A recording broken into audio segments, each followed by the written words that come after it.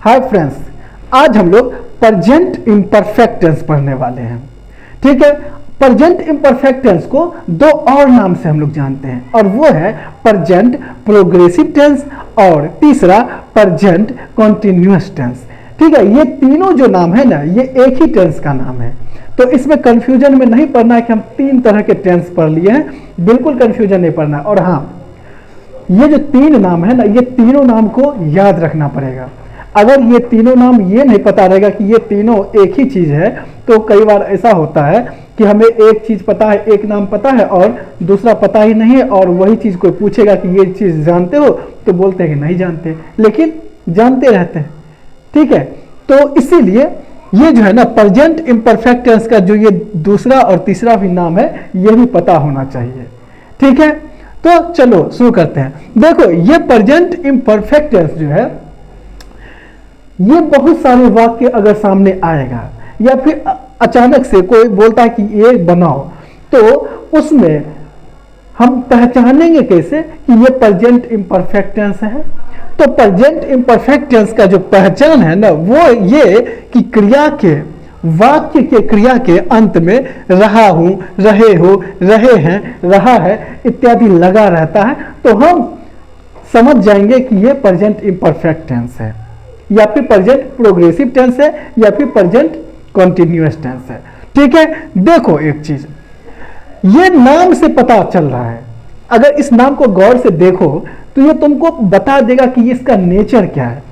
Present imperfect tense यानी present में कोई ऐसा काम है जो परफेक्ट नहीं है, पूर्ण हुआ नहीं है।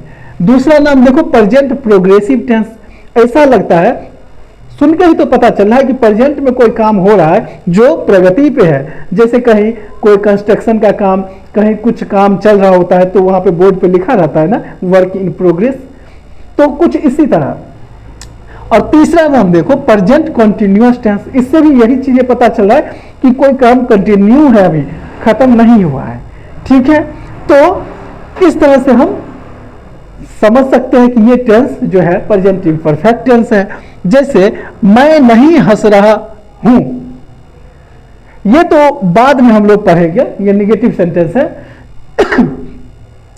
जैसे मैं जा रहा हूं, मैं पढ़ रहा हूं, मैं खेल रहा हूं, तो इसमें क्या पता चलता है, या मैं खा रहा हूं, तो कहीं ना कहीं अभी ये काम प्रगति पे है, अभी ये काम हो रहा है, तब अभी इस समय जो है खाने का काम हो रहा है, खा रहा है, कंप्लीट नहीं हुआ है। मैं जा रहा हूं, उसका मतलब क्या है, जा रहा है। ठीक है, मैं हंस रहा हूं, मतलब अभी हंस रहा है। ठीक है, तो इससे भी पता लगा सकते हो कि ये प्रेजेंट इम्परफेक्ट टेंस है। इससे पहले हम लोगों ने प्रेजेंट इम्परफेक्ट टेंस का एफर्मेटिव सेंटेंस, वो जो सिंपल साधारण वाक्य होता है, वो पढ़े थे, जो अभी मैं तुरंत एग्जांपल दिया था। मैं हंस रहा हूं, वह खेल रहा है, तुम बोल रहे हो, वह नाच रही है, इस तरह का सेंटेंस। इसमें ना तो कहीं पे क्या है, ना ही नहीं का यूज किया हुआ, नहीं शब्द का। ठीक है, तो ये साधारण वाक्य था। आज हम लोग पढ़ेंगे निगेटिव सेंटेंस। ठीक है, लेकिन उससे पहले मैं बता दूं स्ट्रक्चर इसका। सबसे पहले सब्जेक्ट आएगा, फिर इज एम आर, सब्जेक्ट के अनुसार इज एम आर। ठीक है, इसमें से कोई एक ही आएगा, वो सब्जेक्ट पे डिपेंड करेगा कि क्या आएगा। इस तीनों में से एक लिखेंगे, उसके बाद नोट का यूज होगा, और फिर वर्ब के साथ आईएनजी का यूज करेंगे। जैसे वर्ब पढ़ना का इंग्लिश रीड होता है ना, तो रीड के साथ आईएनजी लगा देंगे, READ, और लास्ट में आईएनजी, रीडिंग हो जाएगा। खाना का इंग्लिश ईट होता है, EAT, तो उसमें लास्ट में आईएनजी लगा देंगे तो ईटिंग हो जाएगा। इसी तरह से। ठीक है, तो ये तुम समझ गया, और बाकी कुछ भी बचता है तो वो ऑब्जेक्ट में जाएगा। ठीक है, तो हम इसको आज जो है निगेटिव सेंटेंस है। निगेटिव सेंटेंस का मतलब इस वाक्य में नहीं शब्द का भी यूज होगा, जिसमें नहीं लगा हो तो उसको निगेटिव सेंटेंस बोलेंगे, और जिसमें नहीं होगा उसके साथ नोट तो यूज होगा ही, तो ये ध्यान देना है। ठीक है, नोट का यूज। ठीक है, अब देखो एक चीज और समझना पड़ेगा, और वो है सब्जेक्ट। आई, यू, वी, दे, कोई भी दो नाम, या फिर ही, सी, इट, या नाम कोई एक हो, ये सब के सब सब्जेक्ट कहलाता है। ठीक है, ये सब के सब सब्जेक्ट है। मैं समझने के लिए आसान में मैं लिख दिया हूं तुम्हारे सामने।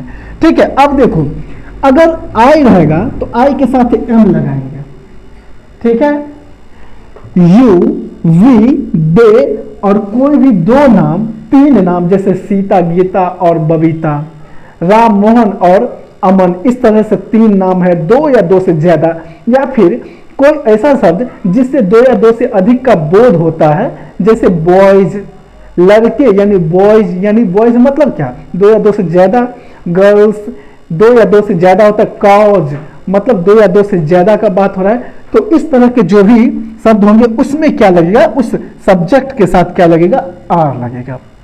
बाकी ही, सी, इट और सिंगल पर्सन यानी जो एक नाम जहां पे होगा, चाहे राम लिखा है या अमन लिखा है या सीता या गीता, बबीता, कुछ भी ऐसा लिखा हुआ है, तो उसके साथ क्या लगेगा, इज लगेगा। या फिर बॉयज नहीं लिख के बॉय है, माई फादर, माई मदर, इस तरह से एक ही व्यक्ति का बोध होता है ना, तो उसमें भी हम इज लगाते हैं।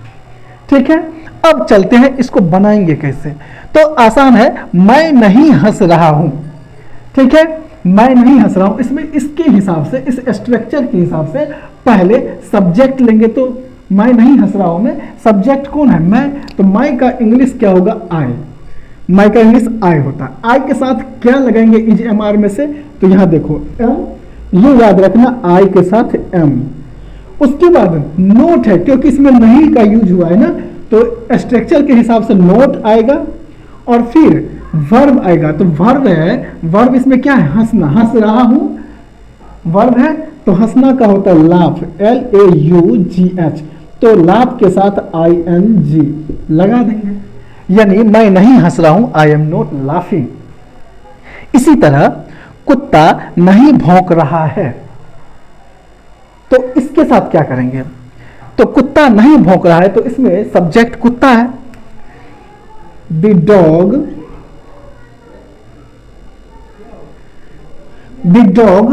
डॉग के साथ इज एम आर क्या लगेगा, तो देखो यहां पे है कुत्ता नहीं भौंक रहा है, मतलब एक कुत्ता का बात हो रहा है।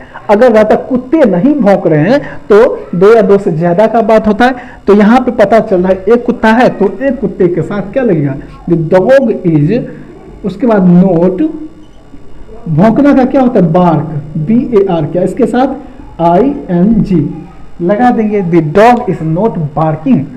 अब है आप मेरी मदद नहीं कर रहे हैं लगा है ना, कर रहे हैं करना, तो मदद नहीं कर रहे हैं, तो इसमें क्या होगा, आप मेरी मदद नहीं कर रहे हैं, इसका इंग्लिश क्या लिखेंगे, तो इसमें आप क्या है, आप सब्जेक्ट है, तो यू के साथ आर लगता है, देखो यू के साथ आर, आर के बाद क्या होगा, नोट, और मदद करना का क्या होता है, हेल्प, HELP, हेल्प, यहां लिखो HELP, और इसके साथ वर्ब के साथ क्या करेंगे, ING, हेल्पिंग, मेरी मदद कर रहे हैं, me, you are not helping me.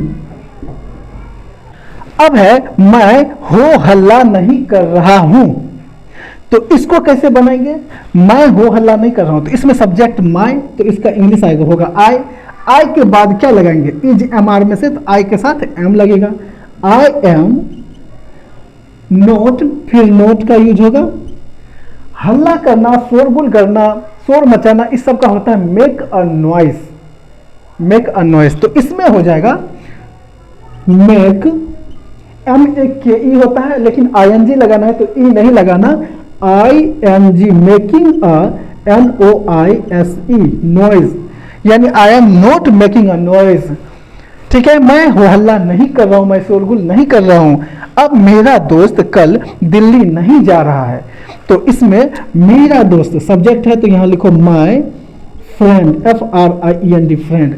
अब यहां पे एक है या दो कैसे पता चलेगा, अगर मेरा दोस्त है तो यहाँ पे एक दोस्त का बात हो रहा है, लेकिन मेरे दोस्त लोग होता ना तो कई सारे दोस्त हो जाता है, तो यहाँ पे एक ही दोस्त है, तो एक के साथ क्या लगता है, इज, माई फ्रेंड इज, उसके बाद नॉट का यूज होगा, गो, जाना का गो होता है, जा रहा है, तो इसके साथ ING लगाएंगे, गोइंग, कहाँ, दिल्ली, टू दिल्ली,